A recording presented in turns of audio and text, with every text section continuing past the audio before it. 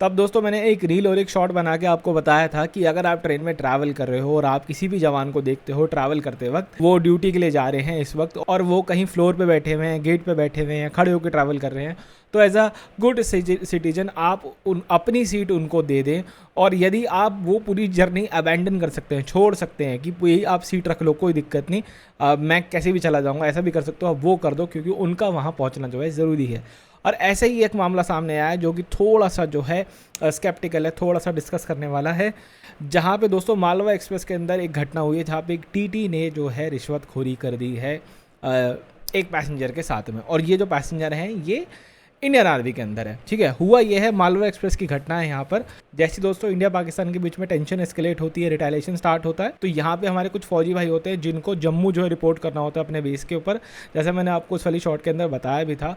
तो यहाँ पे वो ग्वालियर में रहने वाले होते हैं और वो मालवा एक्सप्रेस जो है ट्रेन पकड़ लेते हैं। अब जैसा कि मैंने आपको स्टार्ट उस वाली शॉर्ट में बताया था कि एकदम से टिकट नहीं मिलती है रिजर्वेशन वाली, तो वो जनरल क्लास का टिकट ले लेते हैं और रिजर्वेशन वाले डिब्बे में चले जाते हैं कि भाई किस तरह से पहुंचना तो सबसे पहले है ही है। ठीक है, अब ग्वालियर से इनकी ट्रेन निकलती है, कोई दिक्कत नहीं होती है। अब जब अगली सुबह इनकी ट्रेन जो है सोनीपत पानीपत के आसपास होती है, तो वहाँ पे चेकिंग के दौरान इनको टीटी जो है पकड़ लेता है और टीटी पकड़ के इनको कहता है कि भाई आप इस वाले टिकट से यहाँ ट्रैवल नहीं कर सकते, आपको जो है जाना पड़ेगा यहाँ पे जनरल डिब्बे के अंदर। और जब ये कहते हैं कि यहाँ पे जनरल की जगह नहीं है, तो वो इन लोगों से 150 रुपये जो है ले लेता है एज अ रिश्वत, और इनको कोई भी यहाँ पे पर्ची वगैरह टिकट वगैरह बना करके नहीं देता है। जैसे क्योंकि आपको पता होगा कि जब हम मान लो आप जनरल टिकट से ट्रैवल कर रहे हो और आप स्लीपर में ट्रैवल कर रहे हो, तो आप एक फ़ाइन दे सकते हो, जो भी फेयर है उसको उसमें फ़ाइन जोड़ करके आप एक पैसा दे सकते हो, जिससे आपकी टिकट जो है कहीं ना कहीं अपग्रेड हो जाती है और आप उस रिजर्वेशन वाले डिब्बे में जो है ट्रैवल कर सकते हो हायर पैसे देने के बाद।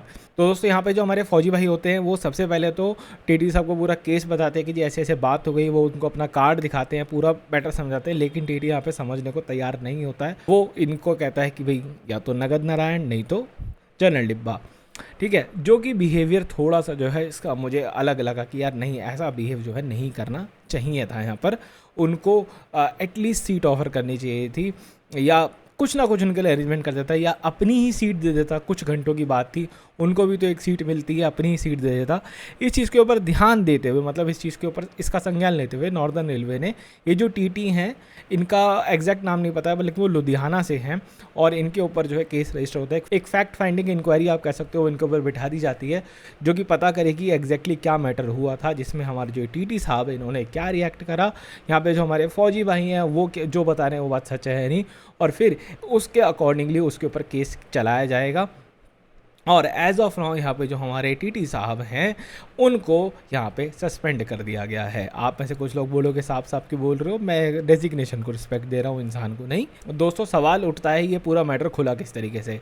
ठीक है, जो हमारे फौजी भाई थे सबसे पहले तो उन्होंने को जो पैसे देने पड़े, जो भी हरासमेंट झेलनी पड़ी वो उन्होंने करी, लेकिन उसके बाद उन्होंने एक ट्वीट डाला। ठीक है, समझदार थे वो भी, उन्होंने एक ट्वीट डाला और ट्वीट डाल करके अपनी पूरी समस्या बताई, और जब समस्या सामने खुली तो भैया फिर पूरा केस खुला। और इस तरह से यहाँ पे जो है ये जो टीटी साहब है इनका पूरा केस सामने आता है, और डिपार्टमेंट द्वारा इनको एक कहीं ना कहीं नाराज़गी जताई जाती है डिपार्टमेंट द्वारा भी कि इस समय आपको ऐसी हरकत नहीं करनी चाहिए थी। ये टाइम अलग होता है, ये टाइम आर्मी वाले भाइयों के साथ कोई नियम कानून बनाने वाला टाइम नहीं होता है कि आपको उनके साथ नियम कानून के साथ ही चलना है। इसके अलावा सरकारी के बहुत सारे और डिपार्टमेंट हैं जिनके साथ तुम नियम कानून चला सकते हो, लेकिन इनके साथ आप जो है इस वक्त तो बिल्कुल नहीं चला सकते। आपका क्या कहना है मुझे कमेंट सेक्शन में ज़रूर से बताइएगा इस पूरे केस को लेकर के। इस वीडियो में दोस्तों इतना रखते हैं, मिलते हैं आपसे बहुत जल्द एक और वीडियो में।